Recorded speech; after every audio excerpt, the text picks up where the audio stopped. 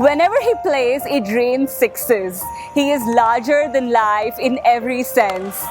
Today on Life Beyond Cricket, I, Mithila Mehta, am very excited to meet the superstar, the rock star, Chris Gayle.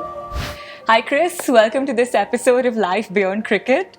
We're really excited for you to be here. I'm sure you are. So, you're one player that all our fans want to know more about. Yeah. Because you have this larger-than-life personality. And everyone's so eager to know, what is Chris Gayle really like off the field? So, oh, wow. That's an interesting question. It is. Based on my social media, everybody kind of judge me and say they have a fair idea what Chris Gayle is like. But Sure. I'm sure there's always more insight in Chris Gayle's life as well. Now, I will never stop saying I'm a very easygoing person, very easy to deal with. I love to socialize as well. Not so much, you'll the people get a chance to be up close and personal with Chris Gayle, but whenever anyone get that particular chance, they will see a different side of Chris Gayle. I love to run jokes as well. Sure. I love to clown around. Right. And I love to make people laugh. That's my objective, to make people smile and people happy. I just love having fun. That's pretty much Chris Gayle, just very easygoing and just very relaxed and love to have fun. Chris, so your parties at RCB are absolutely legendary. And, all the new players who've joined are actually waiting, when will the next big Chris Gayle party happen? So I've never been to one. So can you tell us a little bit more about what goes on in those parties? The way you say it says like Chris Gayle own RCB and keeping all the parties. So basically I'm branded as a party man. That's okay. Yes, I do love to have party, I'm a West Indian. I love to have fun. Sure. And that's in our nature, that's our culture as well. So Yeah. we always know when to have a good time.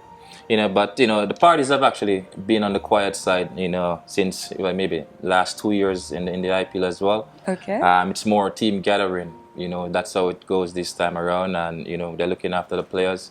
So we have to try and make our own fun in any particular way. Most of the guys brought their families over as well. Sure. So everybody gone their separate ways. So who was not with their families, can interact with that guy, have a drink upstairs at the bar and so forth. So you got to try to find ways, means to actually enjoy yourself.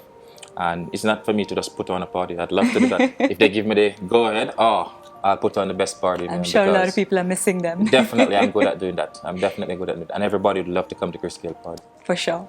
Speaking about family, so you've had a daughter last year. Yeah. So why don't you tell us a little bit more about what it's like to be a father? It's a great feeling, to be honest with you. It's a change of life, something new in your life. Sure. And, it's a very positive way forward as well. So I'm really happy to actually take up that challenge. And, it's been going great so far. Wow. So I'm looking forward to that as well. So last year, I had to break the IPL to actually witness the birth of my firstborn. Wow. And, she's here now. So she get a taste of India as well. And she's loving it. And we all loving it, as That's usual. so nice. So I'm glad I actually get the chance to embrace them here in India as well, and the people, welcome them with both arms as well. So it's very. Are you a strict father, or are you a very fun She's not even or is one. she I too can't be little? strict. She get away with a lot of things. Yeah. That's typically kids. No, I'll never be a strict father. It's gonna be she's gonna be spoiled, to be honest with you, because I'm like a kid inside. There's a kid inside me as well. So I love those sort of things. I love kids. Yeah. Even before I actually get my firstborn as well. I have a lot of nieces and nephews, so I love to spend time with them. I used to love to take them to buy ice cream and those sort of things. So she's going to get a lot of ice cream. So it's going to be a lot of fun, to be honest with you. It's going to be a lot of fun with her. Something not many of our fans would know is that you had heart surgery way back in 2005. Yeah. And I'm sure that was an interesting time of your life, difficult to say the least.